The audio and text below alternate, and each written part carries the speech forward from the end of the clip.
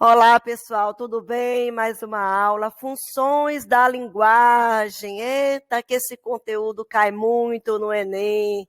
Às vezes, 2, 3 questões com funções da linguagem. Importantíssimo, não é? Então, pessoal, em qualquer concurso, não é? Sempre cai funções da linguagem. Esse conteúdo nos ajuda a ler melhor, interpretar melhor, compreender melhor, quando a gente para também um minutinho para observar a função de linguagem presente naquele texto ou as funções. Lembrando que um texto pode apresentar 2, 3, várias funções de linguagem, mas a gente tenta sempre identificar a predominante. Vamos lá? Então, para começar, vamos relembrar os elementos da comunicação, tá? Que são essenciais para a gente conseguir identificar a função da linguagem presente no texto, ok? Então, os elementos são o referente, que é o assunto abordado na mensagem, o emissor, quem transmite a mensagem, o autor, o locutor, o remetente, o apresentador, o radialista, o palestrante, tá? O receptor, aquele que recebe a mensagem, o ouvinte, o leitor, o destinatário, o telespectador, o rádio-ouvinte, né? A mensagem é o que é transmitido do receptor do emissor para o receptor. O código, que é a linguagem utilizada para a transmissão da mensagem, verbal, não verbal ou mista. E o canal, que é o suporte ou meio de transmissão da mensagem. Tá bom? Vamos lá agora? Então, a função de linguagem sempre vai estar ligada a um elemento da comunicação, que é o foco do texto, tá? Então, quando o texto está focado, tem o foco no referente, no assunto, a função de linguagem será a função referencial, também chamada de denotativa, também chamada de informativa. Então, em uma questão de Enem de concurso, quando se trata da função referencial, não é que está centrada, que tem o foco no referente, no assunto, ela também pode ser chamada de denotativa ou informativa, tá? A função emotiva, expressiva, ela tem o foco no emissor, ela está centrada no emissor, naquele que fala. Ele fala de si próprio, não é? Ele fala de si mesmo, de suas emoções, tá? A função conativa ou apelativa, ela está centrada no receptor, porque o objetivo do emissor é influenciar o pensamento, as crenças ou o comportamento do receptor, tá? Então, o nome apelativa já diz, é um apelo. O emissor, ele faz uma espécie de apelo, tá? Ao receptor. A função poética está centrada na mensagem, na forma de como a mensagem é transmitida, na forma, na estética da mensagem, tá? A função metalinguística está centrada no próprio código. E a função fática está centrada no canal. Vamos compreender melhor? Vamos destrinchar mais um pouquinho? Vamos lá. Função referencial. Foco no referente, no assunto. Linguagem objetiva, impessoal e denotativa. Então, a redação que você faz para o Enem, o texto dissertativo argumentativo tem a função referencial predominante, tá? Discurso preferencialmente em terceira pessoa, utilização de dados estatísticos, exemplos, tabelas, etc. Onde é que geralmente ocorre a função referencial? Em notícias, em livros didáticos, em textos didáticos, textos científicos, reportagens, artigos editoriais, bulas, teses, etc. Vamos ver o exemplo? Então, a gente tem aqui uma notícia, né? Jovens criam mochila ecológica inteligente para alunos sem energia elétrica. Eu não vou ler o texto, tá? Mas o texto está em terceira pessoa, tem uma linguagem objetiva, denotativa, ok, pessoal? Vamos mais um exemplo. Aqui a gente tem uma planta, não é? De uma casa ou de um prédio, não sei direito, não é? Então, é uma função referencial? Sim. E utiliza a linguagem verbal e não verbal. A gente tem algumas palavras, cozinha, sala, suíte, quarto, e temos o desenho, tá? Então, é objetivo, né? Quem compreende essa linguagem faz uma leitura completa e perfeita, faz uma compreensão perfeita dessa mensagem. Então, função desse texto referencial. Mais um exemplo também de função referencial em linguagem mista, verbal e não verbal, o mapa, tá? Então, linguagem objetiva, denotativa, ok? Só mais um exemplo aqui da função referencial. A gente tem aqui um fragmento de um conteúdo de livro didático de biologia, né? Falando sobre a placa de Petri. É utilizada para a cultura de micro-organismos, como bactérias, fungos e outros. Então, a gente tem uma linguagem objetiva, denotativa, uso da terceira pessoa, ok? Foco no assunto, foco no referente. Tá bom, pessoal? Então, essa é a função de linguagem referencial. Segunda, função emotiva. Então, emotiva lembra o quê? Emoção. Lembrando que a função emotiva também pode ser chamada de função expressiva, tá? O foco é no emissor, é naquele que fala, ele fala de si mesmo, tá bom? Uso da primeira pessoa, claro, já que ele fala de si mesmo. Uso de adjetivos, não é? Para descrever os sentimentos dele, para descrever as qualidades, os defeitos, as sensações, etc. Uso de exclamações, reticências, subjetividade, então é o contrário da função referencial, não é objetiva, ao contrário, ela é subjetiva. A função emotiva é subjetiva e traz figuras de linguagem, palavras com sentido conotativo, tá bom? Sentido figurado. E está em evidência na função emotiva as emoções, os medos, desejos do emissor, os sentimentos do emissor, tá? Onde é que ocorre a função emotiva? Poemas, também, apesar da função poética ser predominante no poema, a função emotiva também ocorre em muitos poemas, depoimentos, entrevistas, cartas, memórias, autobiografias, músicas, etc. Exemplo. Que exemplo lindo. Então, a gente tem aí a produção de um texto, né, que é em linguagem não verbal, é uma imagem, e através desse texto em linguagem não verbal, a criança expressa aquilo que ela está sentindo, não é? Amor, afeto, carinho.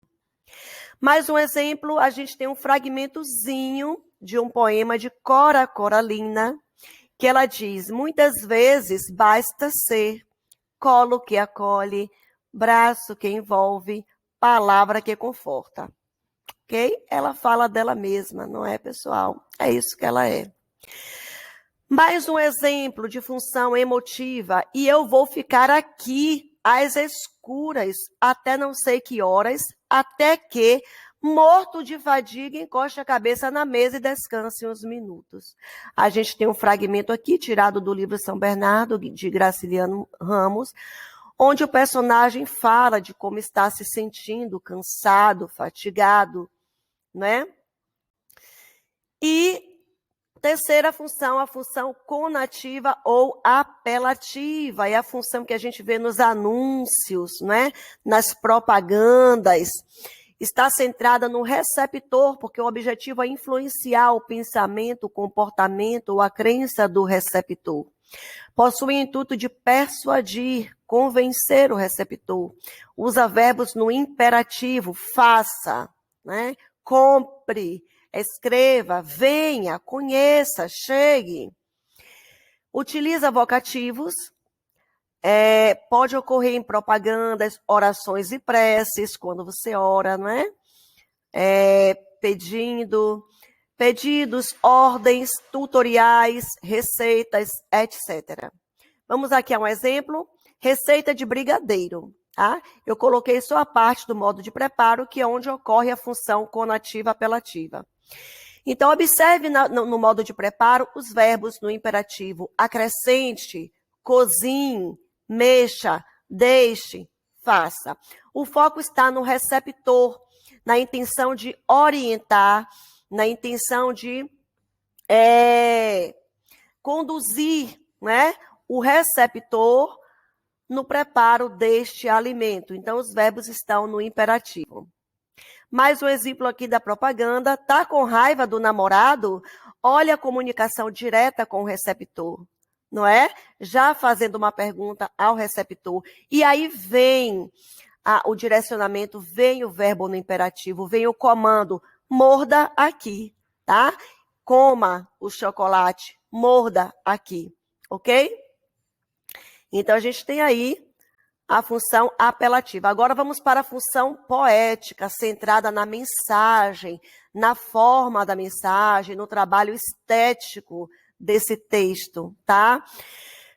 Linguagem conotativa, figurada, né, que pode trazer vários sentidos, uso de figuras de linguagem, metáfora, antítese, hipérbole, etc. Exploração do som e do ritmo das palavras, produzindo a rima, produzindo musicalidade no texto. Pode ocorrer em obras literárias, tanto em verso como em prosa, tá, pessoal? Porque tem textos em prosa, contos, por exemplo, de Clarice Lispector, que é uma verdadeira poesia, que é um verdadeiro poema, né? Músicas, pinturas. Então, na linguagem não verbal, a gente tem também a função poética, tá bom? Porque a gente vê essa linguagem conotativa também no texto não verbal. A gente vê esse trabalho estético, essa mensagem que traz várias interpretações, e essa poesia presente também em textos não verbais. Um exemplo aqui agora, né? Um fragmentozinho de um poema de Braulio Bessa, tá? Acredite no poder da palavra desistir. Tire o D, coloque o R, que você vai resistir. Uma pequena mudança, às vezes, traz esperança e faz a gente seguir. Olha as rimas, olha a musicalidade, olha o ritmo, olha a forma, olha a organização das palavras, a seleção das palavras, os sentidos que traz, a subjetividade. Ok, pessoal? Mais um exemplozinho da função poética agora na prosa, tá? Um fragmentozinho de um texto de Adriana Falcão. Para o bebê, colo de mãe. Para a mãe, riso de filho. Para os cabelos, vento. Para a chuva, para a brisa. Para a brisa, rede. E aí segue. Função metalinguística centrada no código, tá? Utiliza o código para explicar o próprio código, e a gente costuma muito ver isso. Ocorre em qualquer texto verbal ou não verbal que fale sobre ele mesmo. Ocorre também em gramáticas, dicionários. Então, você vê um poema falando sobre poema, sobre a produção poética, sobre o fazer poético. Você vê uma música falando sobre a música, um samba falando sobre samba, nós temos, não é? Você vê uma crônica falando sobre crônica, nós temos várias. Vamos ao exemplo? Aqui um poema de Mário Quintana, e o título é O Autorretrato. Então, Mário Quintana, ele faz, através do poema, o autorretrato de si mesmo, mas olhe do que fala o poema. No retrato que me faço, traço a traço, às vezes me pinto nuvem, às vezes me pinto árvore, às vezes me pinto coisas de que nem há mais lembrança. Ele vai fazer o autorretrato, óbvio, dele mesmo, né? Mas aí ele passa a falar do próprio autorretrato que ele faz. Vamos ver aqui o iniciozinho de uma crônica de Vinícius de Moraes, tá bom? Então, escrever o exercício da crônica. Então, pelo título já começa a metalinguagem. Escrever crônica é uma arte ingrata. Eu digo prosa fiada, como faz um cronista. Então, uma crônica falando sobre o ato de escrever uma crônica metalinguística. A gente tem aqui agora um desenho em que a gente vê as mãos desenhando o próprio desenho. Muita criatividade, não é, pessoal? Só mais um aqui agora, a gente tem um verbete do dicionário Michaelis, dizendo o que significa a palavra dicionário, função metalinguística. E para finalizar, a função fática, a função que tem o foco no canal, no meio, no suporte utilizado para a transmissão da mensagem. Promove a comunicação entre o emissor e o receptor, sendo usada no início, no meio e no final das interações. O uso de repetições e interjeições ocorre principalmente nos cumprimentos, nas despedidas e nos diálogos em geral. Claro que pode acontecer em qualquer linguagem, tá? Em qualquer código, mas geralmente acontece mais no diálogo e todo tipo de interação que possibilite o diálogo, até na palestra, na aula, ok? Na videoaula. Então, vamos ver aqui uns exemplos. Ei, você aí, me dá um dinheiro aí, me dá um dinheiro aí. Então, aqui a gente tem um fragmento de uma música antiga, tá, pessoal?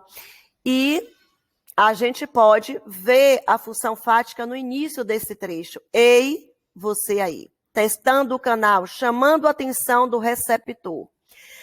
Outro exemplo. Bom dia, né? Para iniciar um diálogo.